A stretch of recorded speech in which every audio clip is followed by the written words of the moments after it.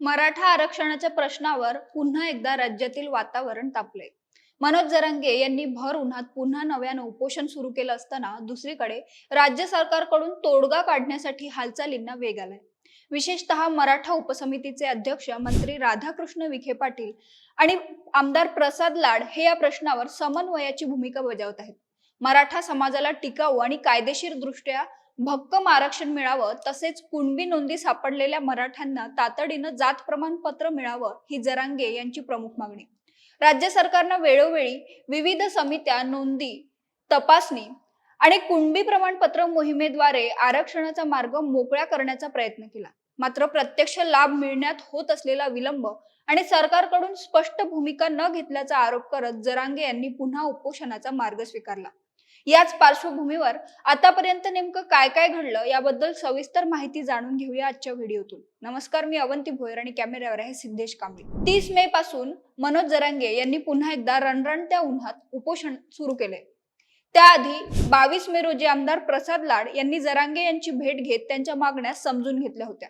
त्यानंतर उपोषणाच्या आदल्या दिवशी म्हणजेच 29 मे रोजी मंत्री राधाकृष्ण विखे पाटील आणि आमदार प्रसाद लाड पुन्हा एकदा अंतरवाली सराटी इथं जरांगे यांच्या भेटीसाठी पोहोचलेत। त्यावेळी मंत्री विखे पाटलांनी जरांगेंना सरकारने आतापर्यंत केलेल्या कार्यवाहीची सविस्तर माहिती दिली।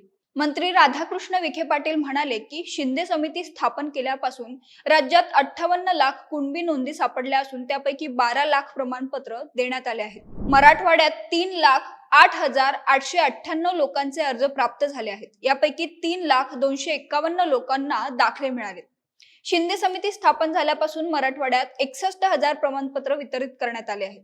राज्यभरात एकूण 12,96,000 प्रमाणपत्र देण्यात आले। यासोबतच मराठा आंदोलकांवर 668 गुन्हे दाखल झाले होते। त्यातील 567 गुन्हे मागे घेतले असून 191 गुन्हे न्यायालयात प्रलंबित आहेत, ते मागे घेण्यात येतील। जवळपास 90% अधिक गुन्हे मागे घेतले आहेत। मुख्यमंत्र्यांच्या पाठपुराव्यामुळे ही प्रक्रिया पूर्ण करू शकलो आहोत। आंदोलनात शहीद झालेल्या कार्यकर्त्यांच्या कुटुंबाला 100% सानुग्रह अनुदान देण्याचं काम पूर्ण झाले। शहीद कुटुंबातील पाल्यांना महाराष्ट्र राज्य परिवहन महामंडळात नोकऱ्या मिळाल्या। काही लोकांनी त्या नोकरीस नकार दिला, त्यामुळे आता महाराष्ट्र औद्योगिक विकास महामंडळ आणि महाराष्ट्र राज्य वितरण कंपनीत त्यांना सामावून घेण्याबाबत पाठपुरावा सुरू आहे। समाज बांधवांना न्याय देण्याची सरकारची भूमिका आहे। यावेळी अधिकाऱ्यांच्या निष्क्रियतेमुळे कुणबी प्रमाणपत्र देण्यास अडथळे तयार झाल्याचं सांगत विखे पाटील यांनी विभागीय आयुक्तांना अधिकाऱ्यांवर कारवाई करण्याच्या सूचनाही दिल्या। शिवाय सर्व जिल्हाधिकाऱ्यांना प्रत्येक तालुक्यात जाऊन सॅम्पल केस करण्याच्या सूचना दिल्या। शिंदे समिती गठीत होण्यापूर्वी 2.5 लाख प्रमाणपत्र दिले होते आणि समिती गठीत झाल्यानंतर 61,000 प्रमाणपत्र दिले गेल्याची माहिती त्यांनी दिली। सातारा गॅझेटचा GR काढावा ही जरांगेंची प्रमुख मागणी आहे, परंतु यात न्यायालयीन अडथळे येण्याची शक्यता असल्याचं विखे पाटील यांनी सांगितले। ते म्हणाले की काही लोकांनी प्रयत्न करूनही सर्वोच्च न्यायालयात हैदराबाद गॅझेटला स्थगिती मिळू शकली नाही, पण हे प्रकरण सुनावणीसाठी न्यायालयात असताना सातारा गॅझेटचं प्रसिद्ध केल्यास न्यायालय वेगळी भूमिका घेऊ शकतं। सातारा गॅझेटचा अभ्यास पूर्ण झाला असून त्यात अडथळे येऊ नये यासाठी आम्ही सावध भूमिका घेतली आहे, असं त्यांनी सांगितलंय। यावेळी मनोज जरांगे यांनी त्यांच्या मागण्यांबाबतचं लेखी आश्वासन विखे पाटील यांच्याकडे मागितलं।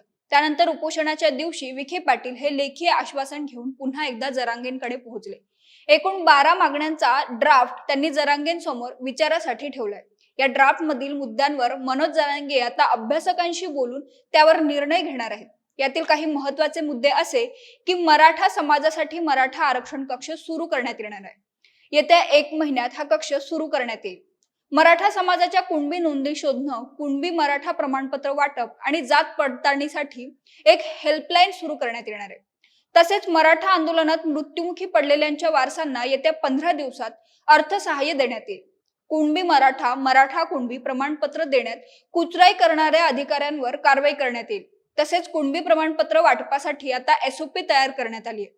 आता अभ्यासकांशी झालेल्या चर्चेनंतरच मनोज जरांगे उपोषण मागे घेणार की नाही ते ठरणार आहे। तोवर तुम्हाला या सगळ्याबद्दल काय वाटतं ते कमेंट करून आम्हाला नक्की कळवा आणि MHA MTVच्या YouTube चॅनलला सबस्क्राईब करा। धन्यवाद।